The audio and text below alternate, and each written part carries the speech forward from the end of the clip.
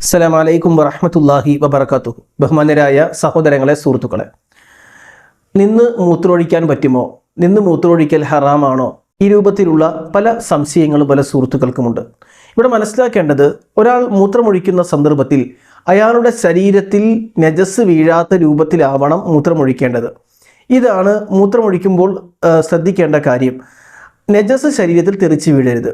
റസൂലുള്ളാഹി സ്വല്ലല്ലാഹു അലൈഹി വസല്ലമയിൽ നിന്ന് ചില ഹദീസുകൾ ഉദ്ധരിക്കപ്പെട്ടിട്ടുള്ളത് നമുക്ക് ഇപ്രകാരം കാണാം. ആയിഷ റളിയല്ലാഹു അൻഹ പറയുന്നു, റസൂലുള്ളാഹി സ്വല്ലല്ലാഹു അലൈഹി വസല്ലം നിന്ന് മൂത്രമൊഴിച്ചു എന്ന് പറയുന്ന ചില ഹദീസുകൾ ചില ആളുകൾ പറയുന്നുണ്ടെങ്കിലും ഫല തുസദ്ദിഖൂഹു, റസൂലുള്ളാഹി സ്വല്ലല്ലാഹു അലൈഹി വസല്ലം നിന്ന് മൂത്രമൊഴിച്ചതായി വന്ന ഹദീസുകളെ നിങ്ങൾ വിശ്വസിക്കരുത്. മാ കാന യബൂലു ഇല്ലാ ജാലിസൻ, റസൂലുള്ളാഹി സ്വല്ലല്ലാഹു അലൈഹി വസല്ലം ഇരുന്നായിരുന്നു മൂത്രമൊഴിച്ചിരുന്നത്.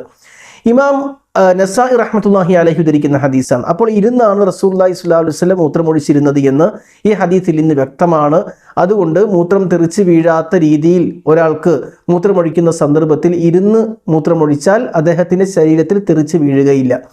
എന്നാൽ നജസ്സുകളുള്ള സ്ഥലങ്ങളിൽ അല്ലെങ്കിൽ ശരീരത്തിൽ നജസ് പറ്റുന്ന സാഹചര്യങ്ങളിൽ നബി സല്ലല്ലാഹു അലൈഹി വസല്ലം നിന്ന് മൂത്രമൊഴിച്ചതായും കാണാൻ കഴിയും.